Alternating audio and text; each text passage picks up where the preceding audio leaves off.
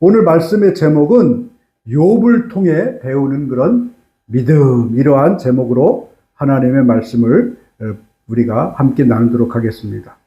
여러분, 사람들이 겪는 그런 고통 중에서 가장 견디기 어려운 고통이 뭐냐 하면 버림받았다는 그런 고통이 견디기 어려운 거예요.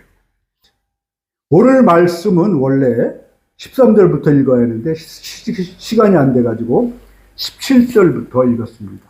오늘 본문에 나오는 욥의 모습이 그런 거예요. 지금 욥은 동방의 의인이고 가장 큰 부자였고 모든 것을 가진 자였어요. 물론 하나님께서 그에게 복을 주셨던 거죠. 그런데 여러분, 이제 이 모습이 아무도 알아주지 않고 병들고 지금 고통스러웠어요. 오히려 다른 사람들에게 걸리적거리는 그런 존재가 되었다는 거죠.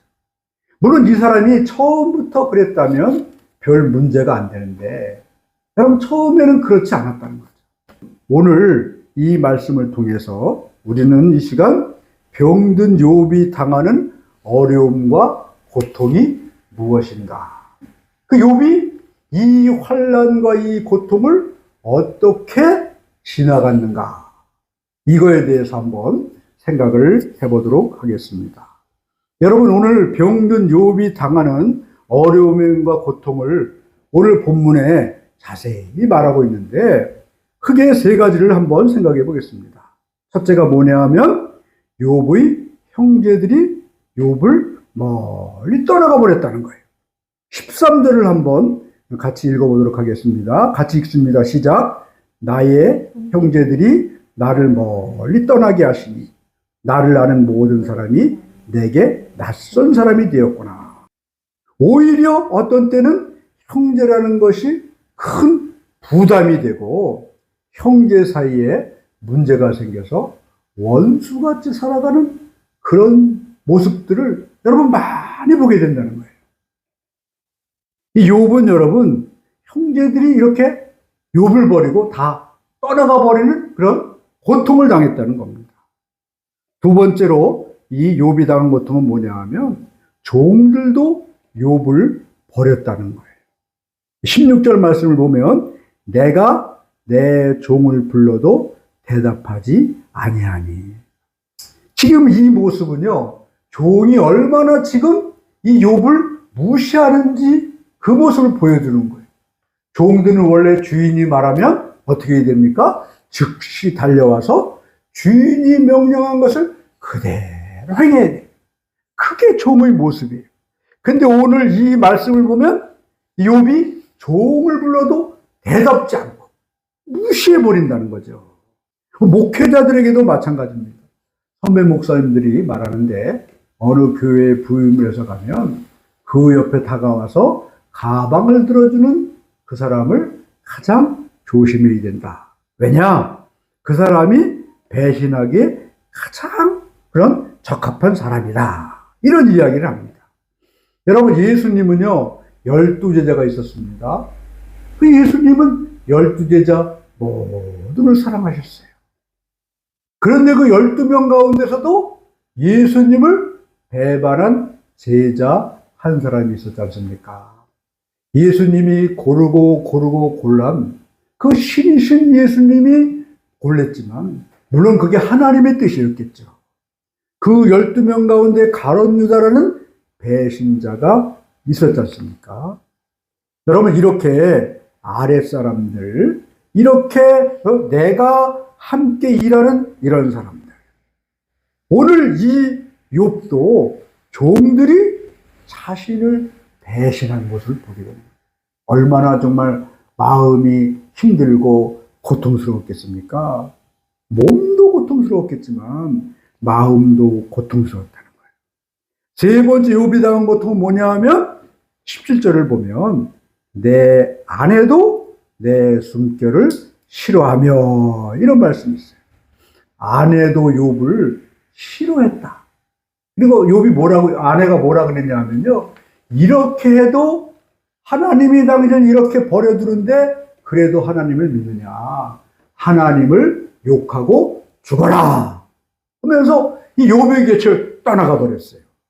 아마 욥의 아내는 결혼할 때 욥이 잘생기고 재산도 많고 또 의인이고 또 뭐 이런 모든 좋은 것만을 보고 결혼을 했는데, 좋은 시절이 가고 이제 그의 모든 재산이 다 날아가고 그와 함께 낳았던 자식도 다 죽고 이 사람이 병들어서 지금 거의 죽게끔 되니까 어떻게 그럴 수가 있을까 하고 아마 굉장히 충격을 받았던 것 같아요.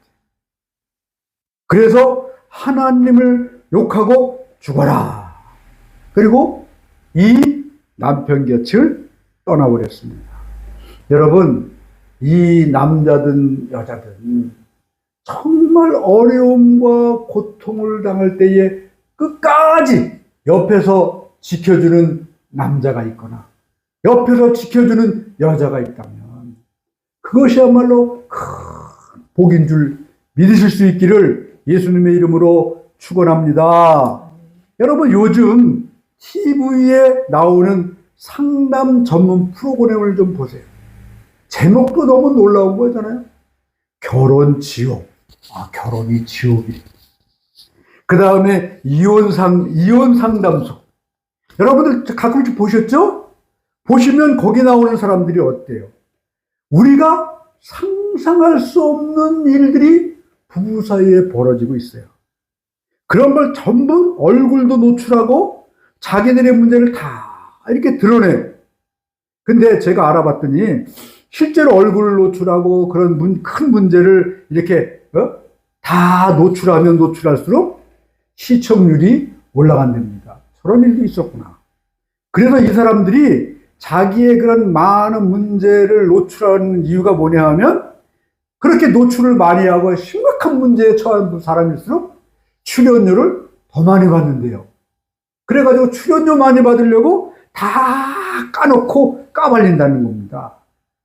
그런데 거기 나와서 이 결혼 지옥, 부부의 문제가 해결되고 이혼 상담소에 와서 이혼을 안 하고 그러면 좋겠지만, 그렇지 못한다면 서로 상처만 남게 됐다는 거예요. 여러분, 요즘은요, 아무리 사랑한다, 아무리 너 없으면 죽겠다, 이렇게 해서 결혼을 하지만 시간이 지나면 아내는 남편을 버리고 남편은 아내를 버리는 그런 시대입니다. 그렇기 때문에 여러분, 우리는 조심하시기 바랍니다.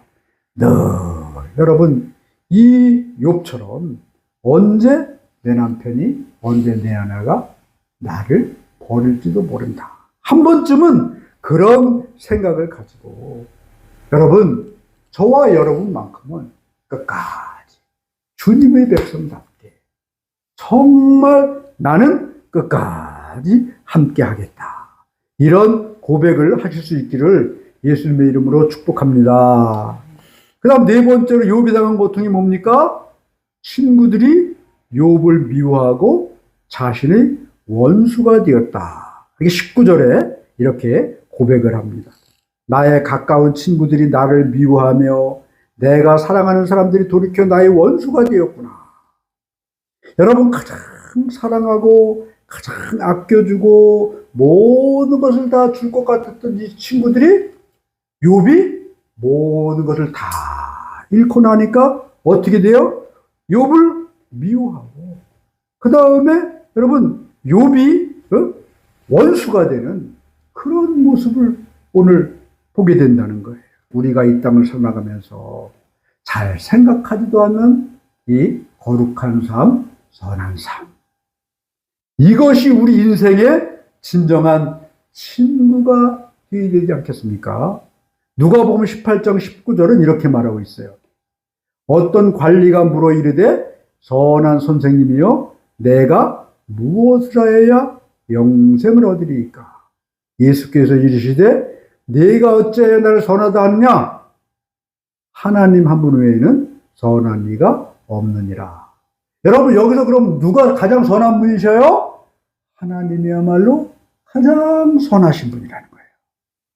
그렇기 때문에 우리는 이 땅에서 가장 선하신 분인 하나님을 가장 선하신 분인 예수님을 친구로 삼고 살아갈 때 그 하나님이, 그 예수님이 심판대 앞에 설 때에 나를 교류해주고 나를 위로해준다는 거예요.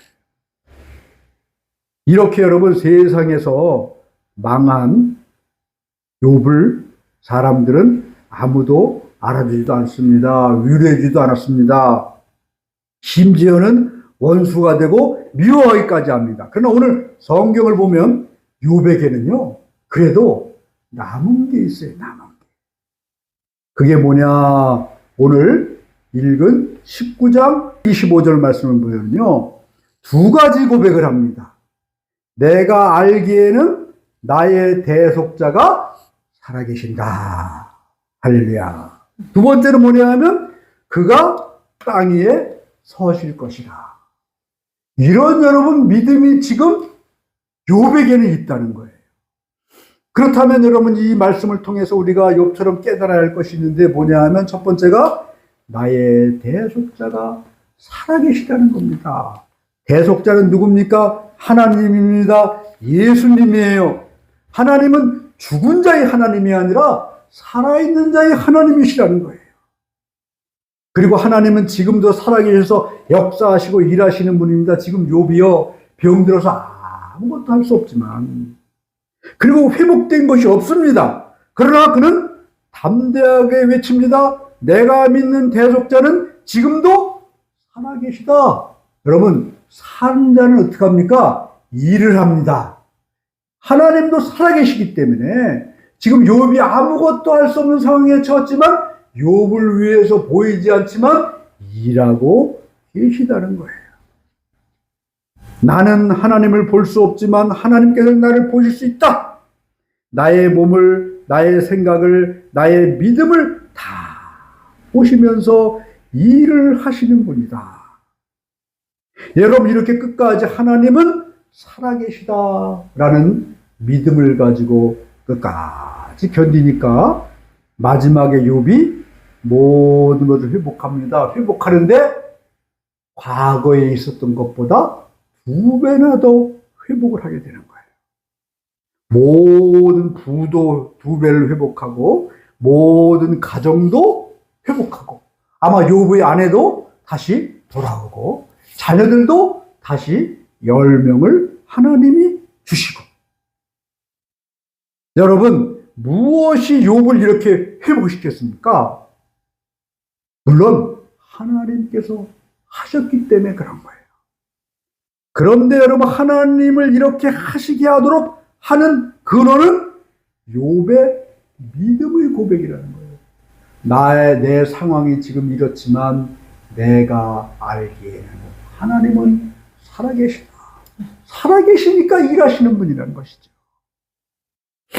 여러분, 오늘도 내 처지와 형편을 살펴보지 마시고 살아계신 하나님을 믿으시기를 바랍니다. 지금도 나는 하나님을 볼 수 없지만 하나님은 나를 보시기 때문에 나를 위해서 살아계셔서 일하시는 하나님을 믿을 수 있기를 예수님의 이름으로 축복합니다. 그 두 번째, 여러분, 우리가 욥처럼 깨달아야 할 것인데 뭐냐 하면 그가 땅 위에 서실 것이다, 이 말이에요. 왜 여러분 그가, 하나님이 땅 위에 서시겠습니까? 이 말의 뜻은 뭐냐 하면 심판자로 서실 것이다, 위로자로 서실 것이다, 믿음대로 갚아주실 자로 서실 것이다, 이런 뜻이에요. 여러분, 오늘 이 시간에 어떤 상황이나 형편이나 처지에 있더라도 우리는 욥의 믿음을 보면서 욥의 믿음을 배워야 될 줄로 믿습니다. 세상이 나를 버리고 사람들이 나를 원수라고 생각해도 여러분, 하나님은 분명히 살아계신 분이다. 할렐루야. 그렇기 때문에 하나님은 나를 위해 일하시는 분이다. 두 번째로 마침내 하나님이 땅에 서셔서 심판하실 것이다. 나에게 악하게 하고 막하고 고통을 주고 괴로움을 주는 사람들, 여러분 그거 내가 심판하고 내가 판단하려고 생각하지 마세요. 마침내 심판날에 예수님께서, 하나님께서 그들이 한 대로 그대로 갚아주신다는 이 사실만 기억하고 믿으실 수 있길 바랍니다.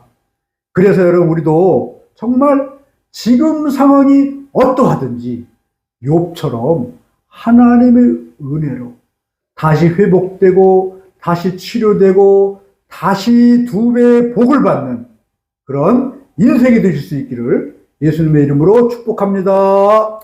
아멘.